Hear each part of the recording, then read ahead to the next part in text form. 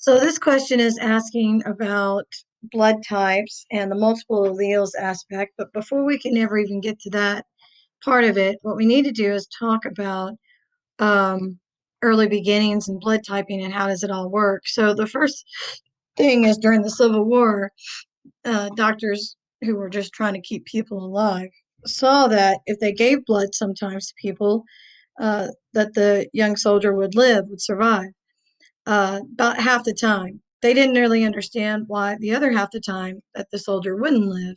Part of the reason why is because we have different blood types.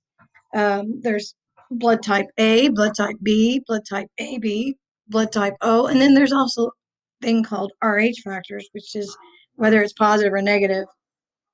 The thing about this is that it wasn't until blood type tests were created that